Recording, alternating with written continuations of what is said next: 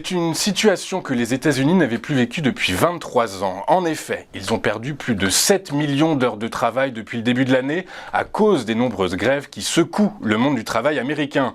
Une conjonction de facteurs explique les nombreux débrayages outre-Atlantique, la pénurie de main-d'œuvre, une inflation record l'année dernière, de nouvelles directions à la tête des principaux syndicats du pays, un large soutien des Américains qui à 71% approuvent le combat des syndicats et la politique industrielle protectionniste de Joe Biden, les Bidenomics.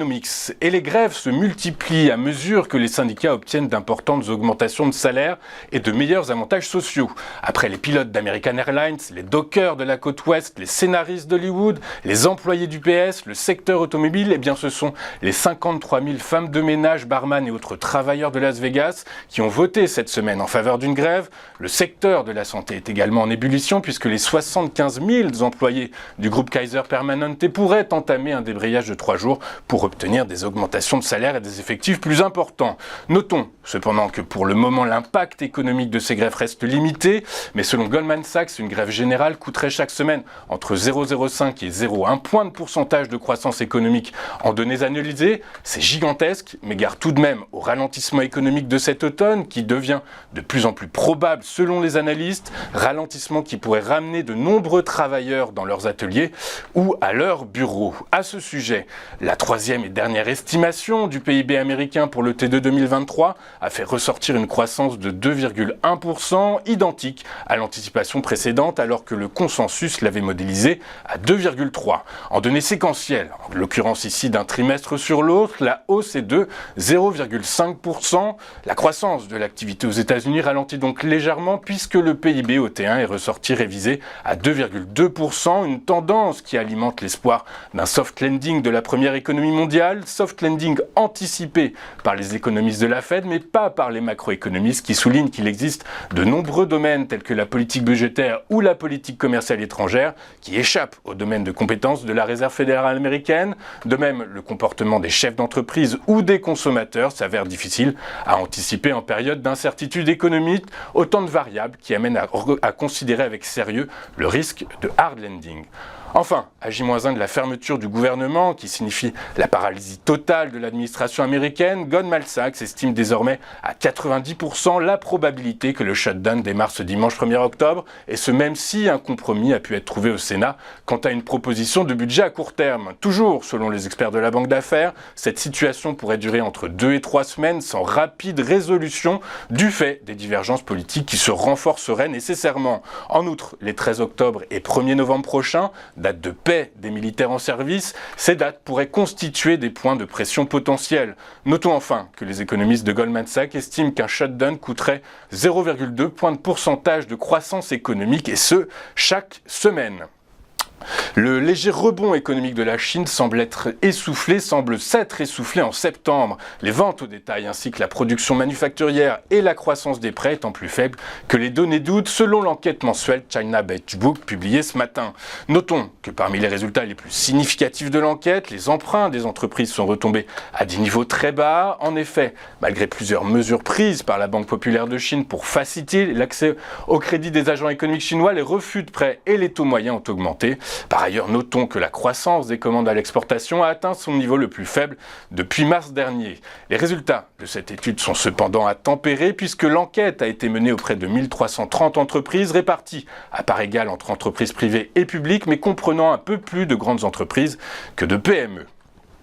Cela présage-t-il des données sur l'évolution des prix à la consommation en zone euro qui seront publiées en fin d'après-midi, en fin de matinée? Toujours est-il qu'en l'attente de ces chiffres, l'inflation allemande calculée aux normes européennes est tombée en septembre à son plus bas niveau depuis l'invasion de l'Ukraine par la Russie, selon des statistiques publiées hier par l'Office fédéral des statistiques. En effet, en glissement annuel, les prix à la consommation ont augmenté outre-Rhin de 4,3% en septembre, contre une hausse de 4,5% modélisée par le consensus et une accélération de 6,4% en août.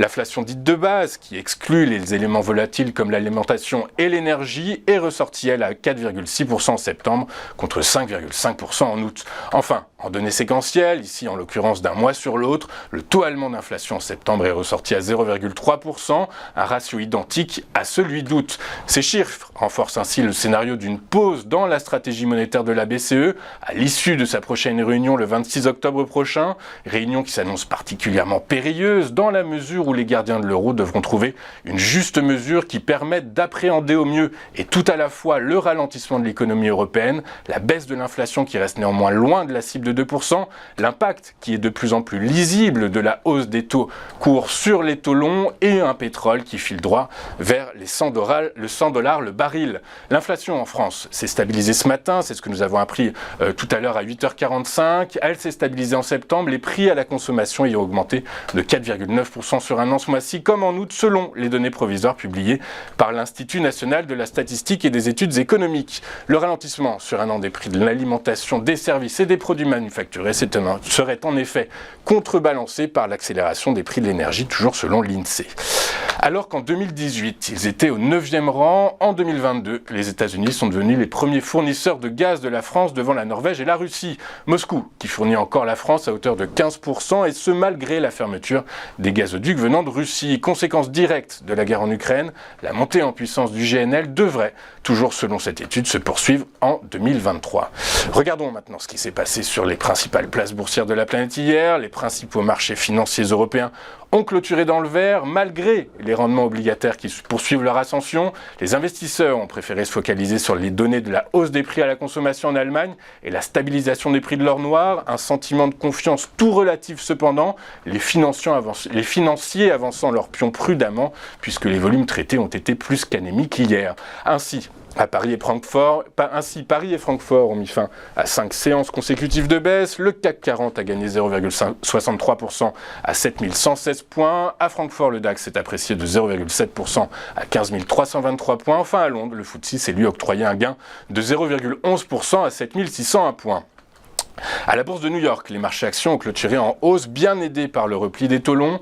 Le Dow Jones a pris 0,35% à 33 666 points. Le S&P 500 a gagné 0,59% à 4 299 points. Enfin, le Nasdaq Composite a lui de son côté avancé de 0,83% à 13 201 points. En Asie, ce matin, mis sous pression par le secteur de l'énergie, lui-même impacté à la baisse par le repli des cours de l'or noir, le Nikkei a reculé de 0,05% à 31 857 points. À Paris, le SBF 120 s'est adjugé un gain de 0,6%, bien aidé par Aperam qui a gagné 3,2% à 27,42 €. Beneteau a littéralement sombré lors de la séance d'hier. Le titre du constructeur de bateaux de plaisance a été pénalisé par sa mise en garde sur le niveau des taux d'intérêt et les volumes importants encore en stock chez les concessionnaires. Last but not least, le groupe s'attend donc à un déstockage important dans certains réseaux de distribution en 2024. En conséquence, le broker Gilbert Dupont a ramené son objectif de cours de 20 à 15 €. L'action s'est donc effondrée hier de 12,46% à 11,52 €. Des affaires sont certainement à faire sur le titre. Aujourd'hui, sur le marché des rendements obligataires, les taux souverains de la zone euro ont continué de prendre de l'épaisseur. Le Bund à 10 ans a pris plus de 13 points de base à 2,938% et son équivalent à 2 ans s'est apprécié lui de 6,6 points de base à près de 3%. Aux États-Unis, les trésoreries ont fait le chemin inverse. Le rendement américain à 10 ans a reculé de 1 point de base à l'heure de la clôture en Europe à 4,71-79%.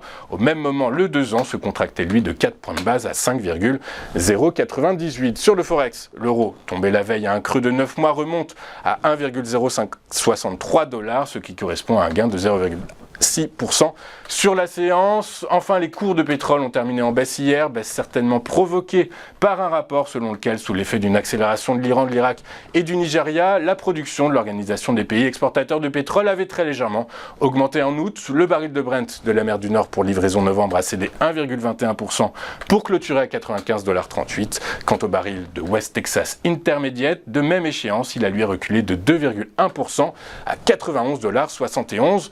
Le baril, nous allons marquer une toute première pause dans cette édition du 29 septembre 2023. Juste après, comme à notre habitude, nous retrouverons sur le plateau TV Finance Antoine Quesada, tout de suite sur TV Finance.